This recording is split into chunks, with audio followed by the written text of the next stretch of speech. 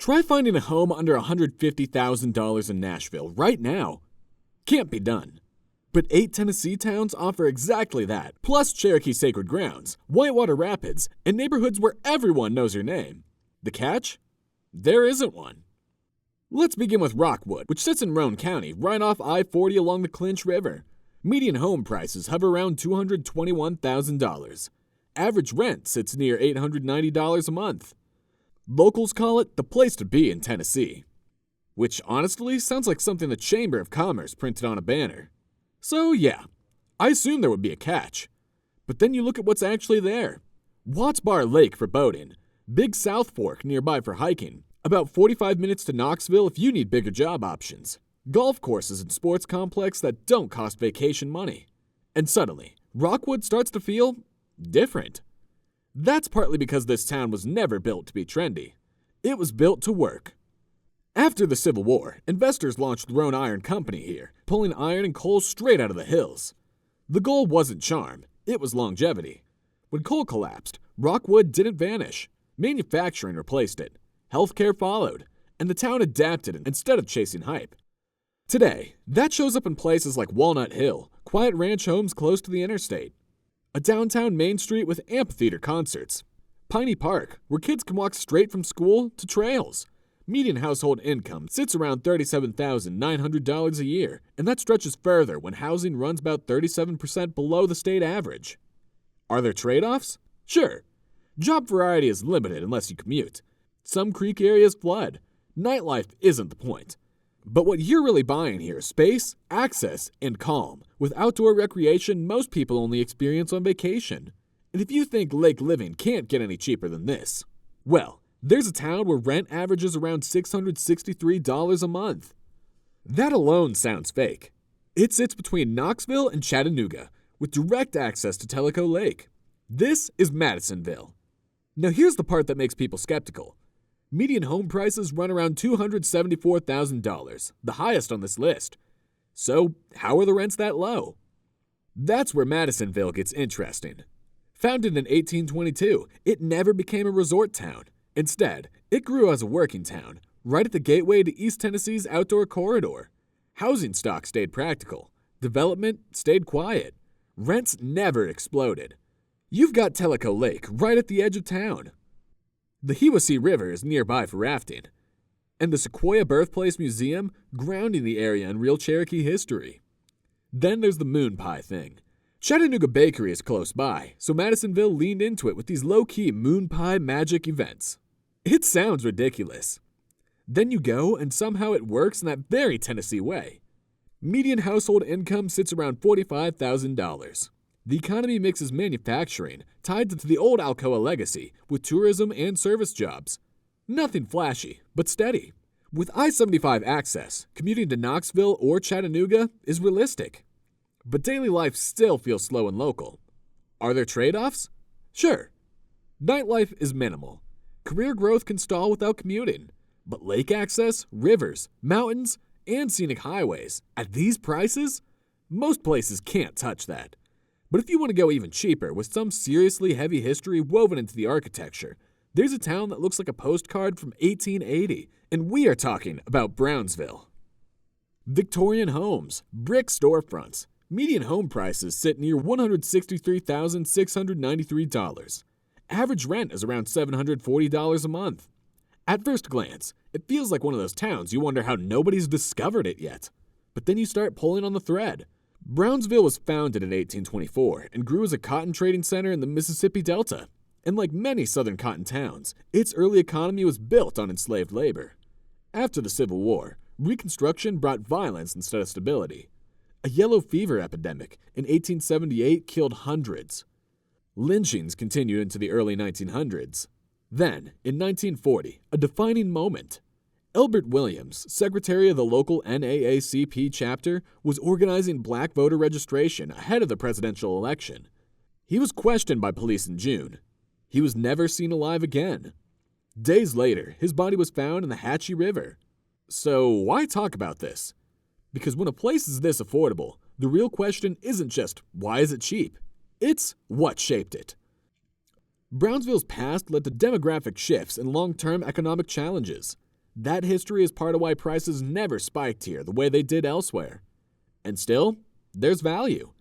Beautiful architecture, a quiet pace of life, proximity to Memphis for jobs, fishing and hiking along the Hatchie River, and space, financial and physical, that's hard to find now. Every affordable town has a reason. Brownsville just wears its history out in the open, and some are shaped by difficult histories that never fully let go.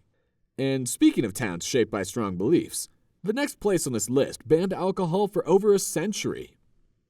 Okay, imagine it's 1889.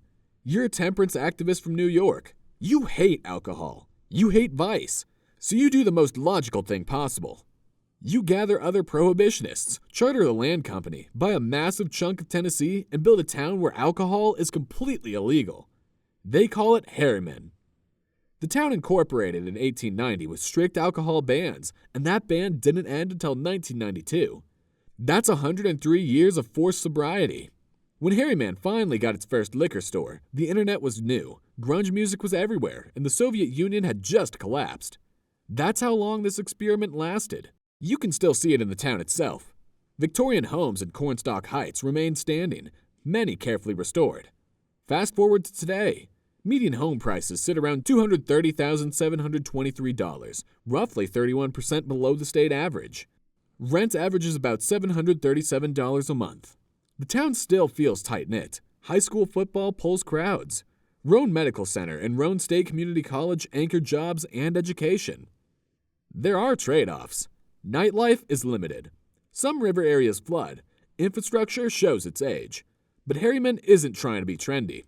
It's affordable, historic, and unapologetically itself, a town built on rules that somehow survived long enough to become character.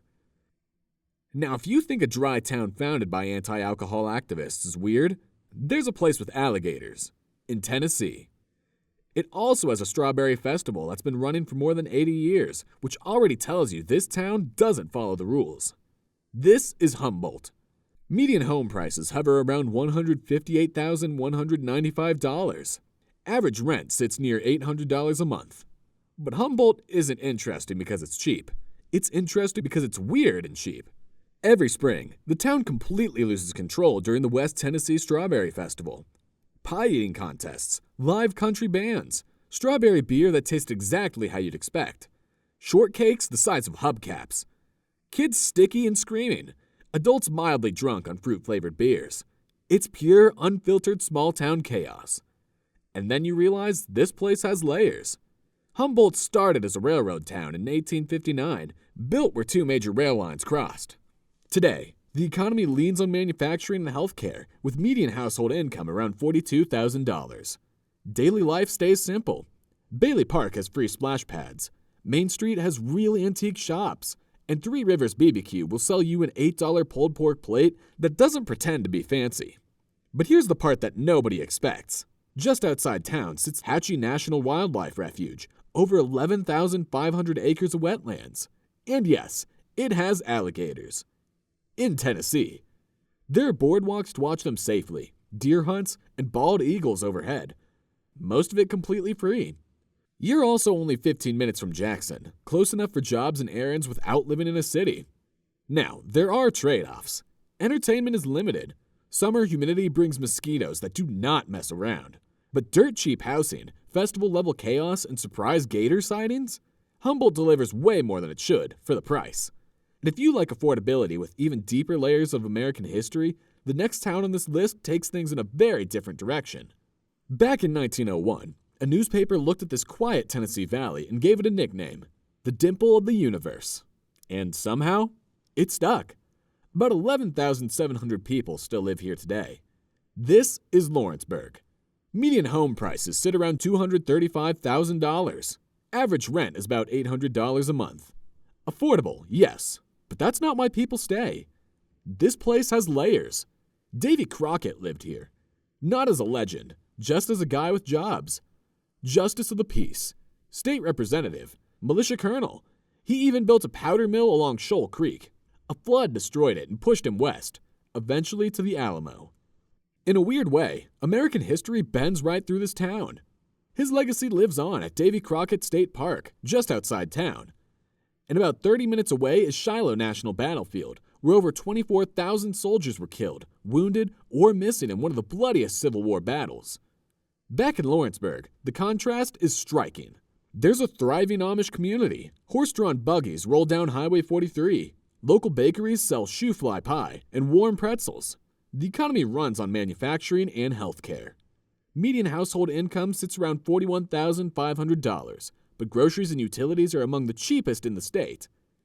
Are there trade-offs? Sure. Nightlife is limited. Tornado alley weather means basements matter. Lawrenceburg isn't flashy. It's grounded, historic, and quietly confident. And speaking of confidence, there's a former coal town sitting next to 800 miles of shoreline with median home prices around $223,000. That's a house payment smaller than most people's car note. On paper, it almost sounds like a mistake. This is LaFollette, and it didn't start out cheap on purpose. LaFollette started in the 1890s as a coal town. When coal collapsed in the 1920s, most places like this disappeared. LaFollette didn't. LaFollette didn't because it was already sitting next to something far more valuable. Norris Lake, a massive reservoir covering 34,000 acres, more than 800 miles of shoreline. Boating, fishing, swimming. People from Knoxville drive 45 minutes to spend their weekends here. Locals just live next to it. Today, the economy runs mostly on manufacturing and healthcare. Median household income sits near $34,700, but housing costs are about 40% below the state average, which completely changes the math. The neighborhoods match that laid-back balance. Historic bungalows near downtown, larger lots near local schools. It's the kind of town where everyone knows your name, which feels comforting.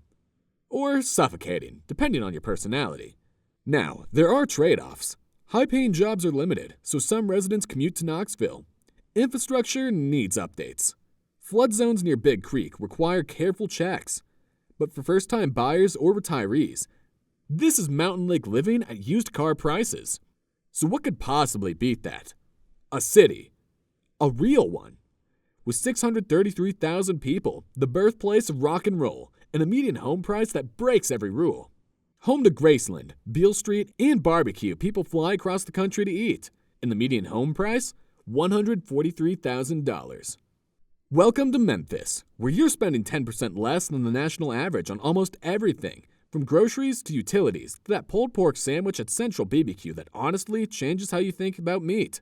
Neighborhoods like Cooper Young have colorful bungalows for around $120K, with festivals, food trucks, and live music just steps away.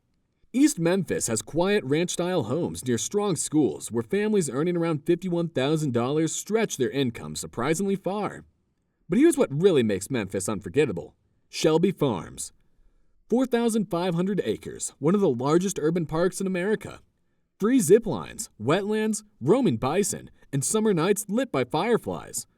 Then there's Sun Studio, where Elvis and Johnny Cash recorded. $15 tours where you can kiss the same microphone the legends used. And the Mississippi River Bluffs, sunsets that cost nothing. And then there's the Pyramid. Once an arena, now the world's largest Bass Pro Shops, complete with alligators, a bowling alley, a hotel, and an observation deck overlooking the river. Of course, it's not perfect. Crime runs higher in some pockets. The city sprawls, so yes, you need a car. Summers hit 100 degrees Fahrenheit with humidity that tests your life choices. But Memphis proves something important. Affordable doesn't mean boring, or small, or disconnected.